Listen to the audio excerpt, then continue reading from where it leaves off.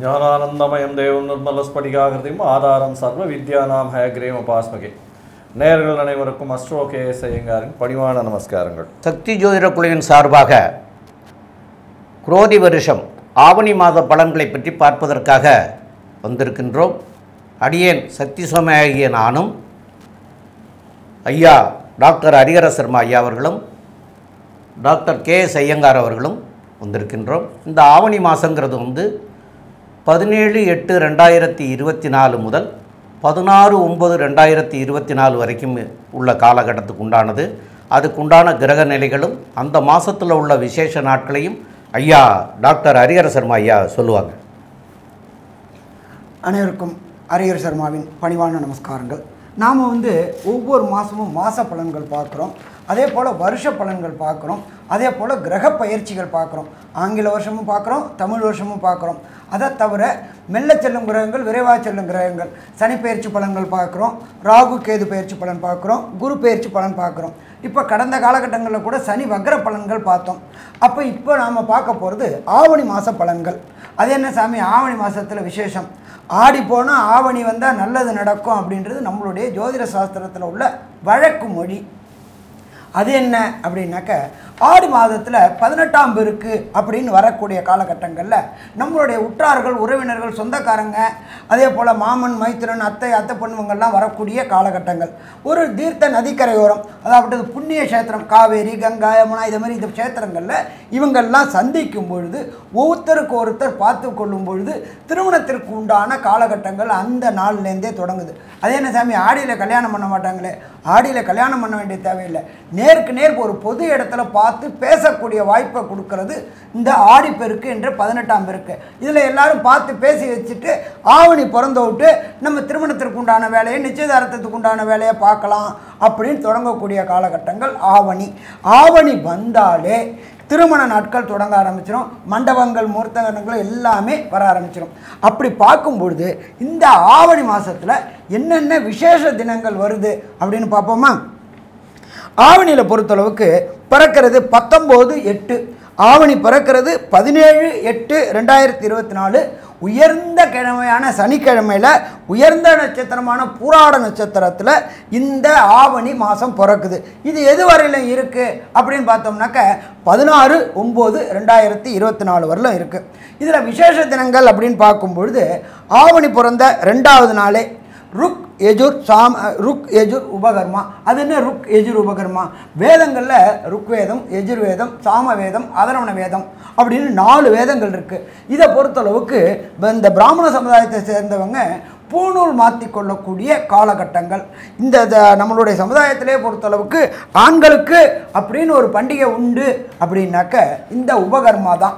அதுலேயும் பார்த்தோம்னாக்க ருக்வேதத்தை சார்ந்தவங்களுக்கு பூணல் மாற்றி கொள்ளக்கூடிய காலம், எஜுர்வேதத்தை சார்ந்தவங்களுக்கு பூணல் மாற்றி கொள்ளக்கூடிய காலம். சரி, அதுக்கு அடுத்தது பார்த்தோம்னாக்க 22/8/2024 ஸ்ரீ மகா சங்கடகர சதுர்த்தி.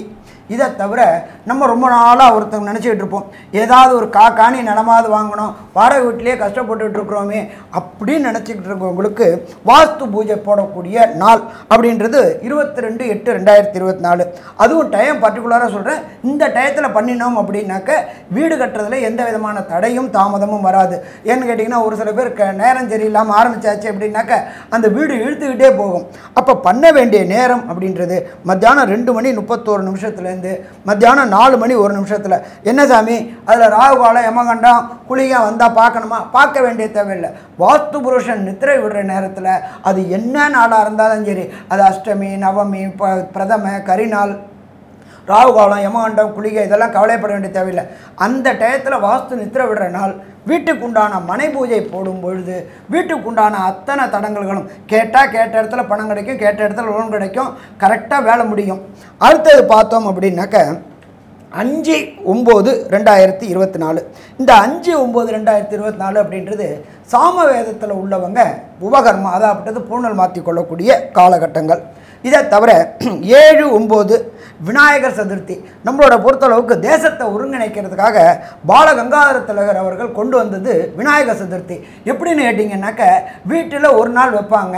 ஆனால் அந்த பொறுத்தளவுக்கு அந்த ஊரில் உள்ளவங்க எல்லாரும் கூடி ஒவ்வொரு தெருமுனைகளையும் விநாயகர் வச்சு விநாயகர் வழிபாடு பண்ணும் பொழுது அந்த மக்களை ஒருங்கிணைக்கக்கூடிய ஃபங்க்ஷனாக கொண்டு வந்தது பாலகங்காதர திலகனால் கொண்டு வந்த விநாயகர் சதுர்த்தி. அது வர்றது 7/9/2024. அதுக்கு அடுத்தது பார்த்தோம்னாக்க 12/9/2024 ஆவணி மாத மூலம். அது ஆவணி மூலம் அப்படின்னாக்க என்ன அப்படின்னாக்க எம்பெருமான் சிவபெருமான் வந்து பரியை நெறியாக்கிறது, நெறிய பரியாக்கக்கூடிய நிகழ்வு நிகழ்ந்த காலகட்டம் அப்படின்றது இந்த ஆவணி மூலம். அதுக்கு அடுத்தது பார்த்தோம்னாக்க 15/9/2024 நம்மளோட சகோதரர்களான கேரள மாநிலத்தை சேர்ந்த மக்கள் அத்தனை மக்களும் கொண்டாடக்கூடியது. அது எந்த மக்களாக இருந்தாலும், அது கிறிஸ்தவர்களாக இருந்தாலும் சரி, முஸ்லீமாக இருந்தாலும் சரி, இந்துக்களாக இருந்தாலும் கொண்டாடக்கூடியது பொன் ஓணம் பண்டிகை. இது வந்து கேரள கவர்மெண்ட்னாலேயே கொண்டாடப்படுகிறது. இதில் என்ன அப்படின்னாக்க வாமனருடைய ஜெயந்தியும் அன்றைக்கே வருது. அப்படி பார்க்கும்பொழுது இந்த காலகட்டங்களில் இத்தனை விசேஷ தினங்களும் வருது. சரி, அதுக்கு அடுத்தது நம்ம பிறக்குது, ஆவணி பிறக்குது 17/8/2024. அன்னைக்கு கோல்சாரம் அப்படின்னா என்ன அப்படின்னா அன்னைக்கு என்னென்ன கிரகங்கள் எந்தெந்த இடத்துல இருக்காங்கன்னு பார்ப்போமா. பிரகஸ்பதியான குரு பகவான் ரிஷபத்தில் இருக்கார், கூட செவ்வாயும் இருக்கார். கர்க்கடகத்தில் புத பகவான் இருக்கார். அடுத்தது சிம்மத்தில் ஆட்சி பெற்ற சூரிய பகவானும் சுக்கிர பகவானும் இருக்கார். அதுக்கு அடுத்தது கன்னி ராசியில் கேது பகவான் இருக்கார். இதை தவிர கும்பத்தில் சனி பகவான் வக்ரகதியில் இருக்கார். சனி பகவான் வக்ரம் நிவர்த்தி ஆகிறது 4/11/2024. வக்ரம்னா பலம் இழக்கக்கூடிய அது சனிக்கிழவன். அதுக்கு அடுத்தது காலபுருஷ தத்துவத்தின்படி 12வது ராசியான மீன ராசியில் எம்பெருமான் ராகு பகவான் இருக்கிறார். இந்த காலகட்டங்களில் என்ன அப்படின்னாக்க சூரியனும் சனியும் சதசப்தமாக பார்வை பார்க்கறதுனால தொழிலாளர்கிட்ட சின்ன சின்ன பிரச்சனைகள் வர வாய்ப்புகள் உண்டு. இதை பற்றி நம்ம விரிவாக ஒவ்வொரு ராசிக்கும் பலன் பார்க்கும்பொழுதும் பார்ப்போமா. அன்பான தனுராசி என்பர்களே, உங்களுக்கு இந்த ஆவணி மாதம் எப்படி இருக்குன்னு பார்க்கலாமா. ஆவணி பிறந்தாச்சு, வெற்றி தொடங்கியாச்சு. அது என்ன சாமி, ஆவணி பிறந்தாச்சு வெற்றி தொடங்கியாச்சு? உங்களுடைய ராசி அதிபனான குரு பகவான் ராசிக்கு 6ல் உங்களுடைய 12க்கும் 5க்கும் உடைய செவ்வாய் கூட சேர்ந்திருந்து குரு மங்கள யோகமாக மாறுறாரு. குரு மங்கள யோகமாக மாறும் பொழுது வீட்டில் திருமணம் தடை தாமதம் பெற்றுட்டு இருந்தவங்களுக்கு திருமணம் தடை தாமதம் அத்தனையும் நீங்கக்கூடிய வாய்ப்புகள் உண்டு. இதை தவிர பார்த்தோம் அப்படின்னாக்க உங்களுடைய ராசிக்கு 10ஆம் இடம் அப்படின்றத பொறுத்தளவுக்கு கன்னியா ராசி, கன்னிக்கு அதிபதி புத பகவான்.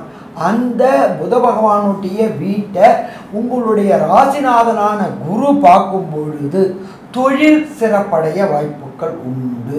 சரி, தொழில் மட்டுமா சிறப்படையும், உத்தியோகமும் சிறப்படைய வாய்ப்புகள் உண்டு.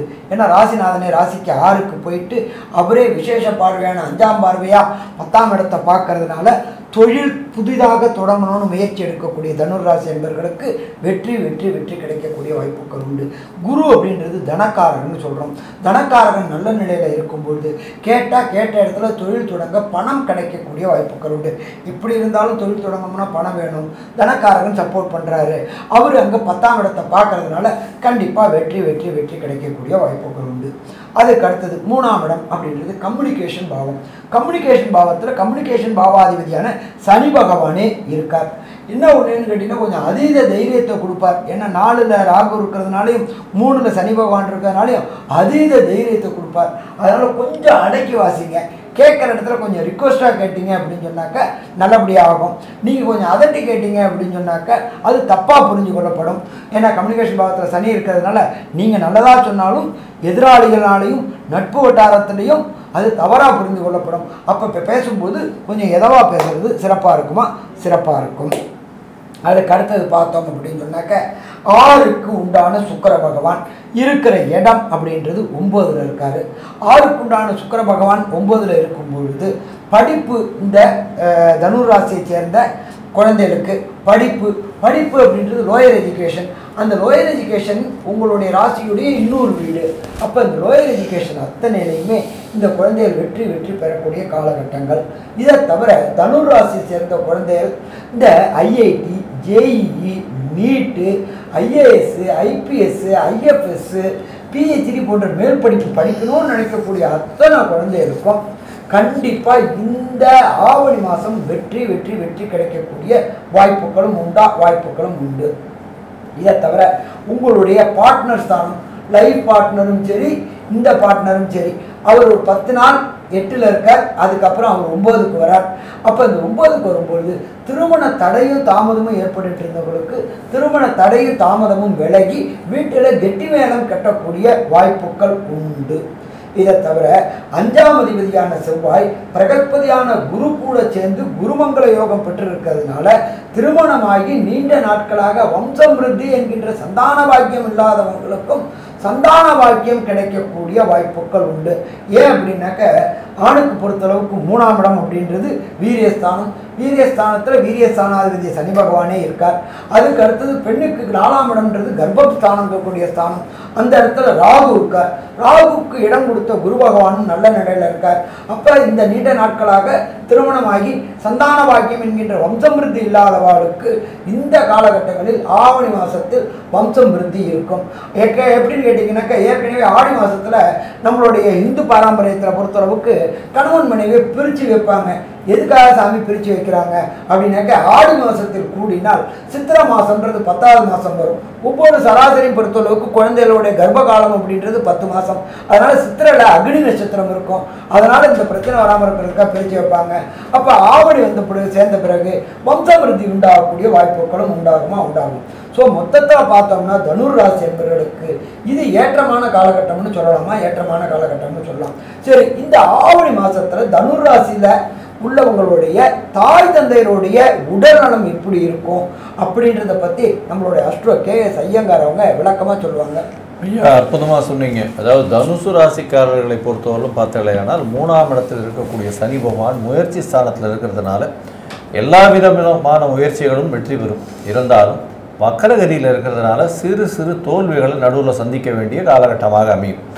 இளைய சகோதரர் மூலியமாக சிறு சிறு பிரச்சனைகள் வரக்கூடிய வாய்ப்புகள் நிச்சயமாக உண்டு. உங்களுடைய ராசிக்கு 4ஆம் இடத்துல ராகு பகவான் இருக்கிறதுனால தாயின் உடல்நிலையில் சற்று பின்னடைவு இருக்கக்கூடிய காலகட்டமாக இருந்தாலும் புதிய வீடு மனை வாகனம் அமையக்கூடிய பாக்கியம் நிச்சயமாக உண்டு. உங்களுடைய ராசிக்கு 4ஆம் இடத்துல ராகு பகவான் இருக்கிறதுனால வீட்டுக்கு உண்டான பொருட்கள் அப்படின்னு சொல்லக்கூடிய அலங்கார பொருட்கள்னு சொல்லக்கூடிய விஷயங்களை வாங்கக்கூடிய வாய்ப்புகள் உண்டு. அதை தவிர பார்த்தாலேயானால் 4ஆம் இடத்தில் ராகு இருக்கிறதுனால நீங்கள் கொஞ்சம் அலைச்சல் கொஞ்சம் அதிகமாக இருக்கக்கூடிய காலகட்டமாக அமைய போகிறது. உங்களுடைய ராசிக்கு 6ஆம் இடத்துல ராசிநாதன் இருக்கிறதும், அதை தவிர பார்த்தாலேயானால் 6ஆம் அதிபதி அப்படின்னு சொல்லக்கூடிய சுக்கிர பகவான் உங்களுடைய ராசிக்கு 9ஆம் இடத்துல இருக்கிறதன் மூலியமாக தந்தையின் உடல்நிலை அப்படின்னு சொல்லக்கூடியது ஒரு நல்ல ஏற்றத்தில் இருக்கக்கூடிய காலகட்டம். ஏன்னா 9ஆம் அதிபதி 9ஆம் இடத்தில் ஆட்சி பெற்று இருக்கிறதும் 6ஆம் அதிபதியோடு சேர்ந்திருந்தாலும் ஆட்சி பெற்ற சூரியன் இருக்கிறதுனால நல்ல ஒரு ஏற்றம் கிடைக்கக்கூடிய காலகட்டமாக அமைய போகிறது. உங்களுடைய ராசிக்கு 11ஆம் அதிபதினு சொல்லக்கூடிய சுக்கிர பகவானும் அவரே 9ஆம் இடத்துல இருக்கிறதுனால 11க்கு 11 இருக்கிறதுனால பெரிய ஏற்றம் கிடைக்கக்கூடிய காலகட்டம். தந்தையின் மூலியமாக உங்களுடைய வழித்தோன்றல்கள் மூலியமாக நல்ல ஒரு ஏற்றமான காலம் கிடைக்க போகிறது. அதை தவிர தந்தையின் மூலியமாக சொத்துக்கள் வரக்கூடிய பாக்கியம் நிச்சயமாக உண்டு. ராசிநாதனான குருவும் செவ்வாயும் சேர்ந்து குரு மங்கள யோகம் அமையறதுனால புதிய வீடு மனை வாங்கிறதுக்குன்னு கடன் வாங்குவீங்க. இந்த மாதம் புதிய கடன் வாங்கக்கூடிய பாக்கியம் நிச்சயமாக உண்டு.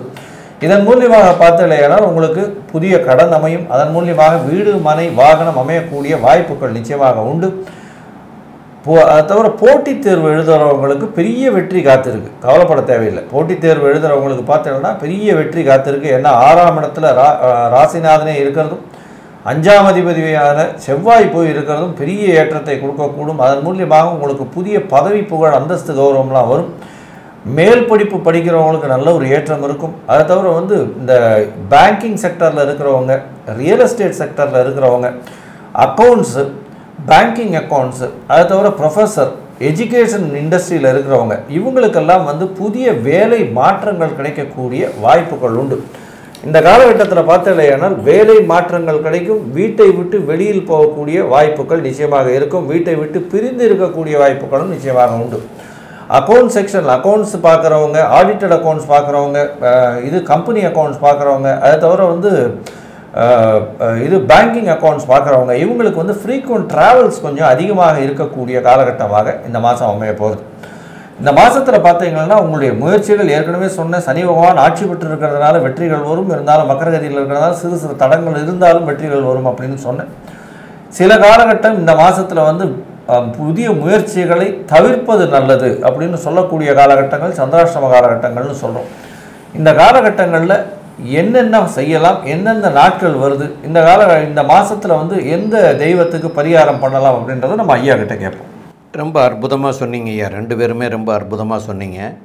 இப்போது தனுசு ராசிக்காரர்களுக்கு வந்து சந்திராஷ்டம தினங்கள் அப்படின்னு சொல்லக்கூடிய நாட்கள் வந்து இந்த தனுசு ராசிக்கு 8ஆம் இடமான கடகத்தில் சந்திரன் சஞ்சரிக்கக்கூடிய காலத்தை சந்திராஷ்டம தினம்னு சொல்கிறோம். இந்த சந்திராஷ்டம தினம் 8ஆம் இடத்துல சஞ்சரிக்கிற போது மன கிளேசங்கள் ஏற்படும், நிலை தடுமாற்றங்கள் வரும். அந்த காரணத்துக்காக வந்து புதிய முயற்சிகள் எதுவும் செய்ய வேண்டாம். அதே மாதிரி பிரயாணங்களை தவிர்க்கிறதும் நல்லது. அது போக உங்களுடைய பார்ட்னரோ சொந்தக்காரங்களோ தெரிஞ்சவங்களோ அவங்ககிட்ட பேசுகிற போது கூட அந்த 2 நாட்களில் வந்து முக்கியமான பிரச்சனையாக இருந்தால் கூட பேசாமல் அந்த 2 நாட்களை தவிர்க்கிறதும் அதுவும் நல்லதாக இருக்கும். இல்லைன்னா 2 வார்த்தையில் வந்து முடிச்சுக்கிட்டு அதுக்கப்புறம் மற்ற காரியங்கமாக இது முடிஞ்சதுக்கப்புறம் பேசிக்கிறலாம்னு விட்டுறணும். அதுமாரி பண்ணினீங்கன்னா வந்து உங்களுக்கு வரக்கூடிய தீமையில் இருந்து நன்மையாக மாற்றி பயனடைய முடியும் அப்படின்னு சொல்கிறோம். அது எந்தெந்த நாட்கள் வருது அப்படிங்கிறத வந்து தனுசு ராசிக்காரர்களுக்கு வந்து 30/8/2024 வெள்ளிக்கிழமையும் 31/8/2024 சனிக்கிழமையும் 1/9/2024 ஞாயிற்றுக்கிழமை இன்னைக்கு வந்து 11:48 வரைக்கும், இரவு 11:48 வரைக்கும் இருக்குது. இந்த காலகட்டங்களில் தவிர்க்கிறது வந்து மிக மிக நல்லது.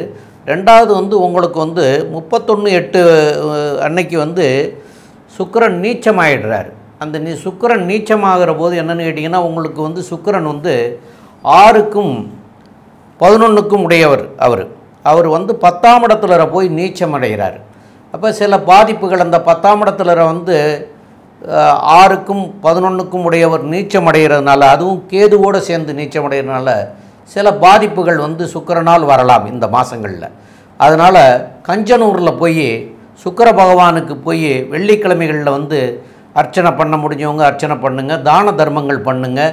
இதெல்லாம் வெள்ளிக்கிழமை அன்னைக்கு கஞ்சனூர் போய் பண்ணிட்டு வந்தீங்கன்னா இந்த சுக்கிரனால் வரக்கூடிய பாதிப்புகளில் இருந்து மாறி நல்ல நிலைமைக்கு வரும் அப்படிங்கிறத சொல்கிறோம்.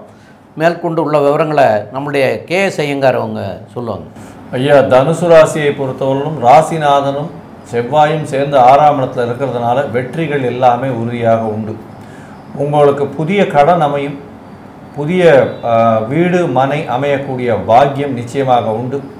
புதிய வேலை அமையக்கூடிய வாய்ப்புகள் நிச்சயமாக இருக்கும். வேலையில் ப்ரமோஷன் வரக்கூடிய வாய்ப்புகள் நிச்சயமாக உண்டு. இடத்தை விட்டு இடம் மாறக்கூடிய வாய்ப்புகளும் நிச்சயமாக இருக்கும். உங்களுடைய ராசிக்கு பார்த்தலையானால் இந்த ஆவணி மாதத்தில் படிக்கக்கூடிய மாணவர்கள் வெளியூர் வெளிமாநிலம் வெளிநாடு செல்லக்கூடிய பாக்கியம் உண்டு. போட்டித் தேர்வில் நிச்சயமாக வெற்றி பெறுவார்கள்.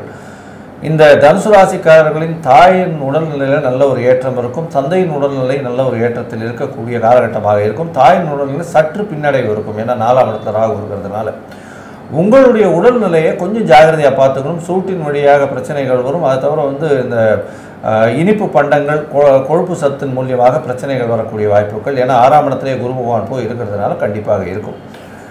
இந்த மாதத்தில் பார்த்தலையானால் பணவரவிற்கு பஞ்சம் இருக்காது. வெளியூர் வெளிமாநிலம் செல்லக்கூடிய ஷார்ட் ட்ரிப் வரக்கூடிய வாய்ப்புகள் நிச்சயமாக உண்டு. அதை தவிர வந்து இந்த மாதத்தில் அரசாங்க சம்பந்தமாக ஒரு நல்ல ஒரு அந்யோன்யமான காலமாக இருக்கக்கூடிய காலகட்டமாக இருக்கும். அரசாங்க வேலை கிடைக்கக்கூடிய காலகட்டமாகவும் இந்த மாதம் அமைய போகிறது. எதிர்பாலினத்தவர் மூலியமாக சிறு சிறு தொந்தரவு வரும். பார்ட்னர்ஷிப் பிஸ்னஸில் பின்னடைவு கொஞ்சம் இருக்கக்கூடிய காலகட்டமாக மொத்தமாக அமைய போகிறது. மொத்தத்தில் இந்த தனுசு ராசிக்காரர்களுக்கு நல்ல ஏற்றமான மாதம் இருந்தாலும் உடல்நிலையிலும் புதிய கடனிலும் கொஞ்சம் ஜாகிரதையாக இருக்கிறது நல்லது அப்படின்றது இந்த சக்தி ஜோதிட குழு சொல்லுது. நன்றி, நமஸ்காரம். Astro KS Iyengar YouTube channel பார்த்தமைக்கு நன்றிகள். மேலும் இது போன்ற ஆன்மீக ஜோதிஷ தகவல்கள் உங்களை வந்து அடைய astro KS Iyengar YouTube channel subscribe செய்யவும், பெல் ஐக்கானை மறக்காமல் அழுத்தவும். நன்றி, வணக்கம்.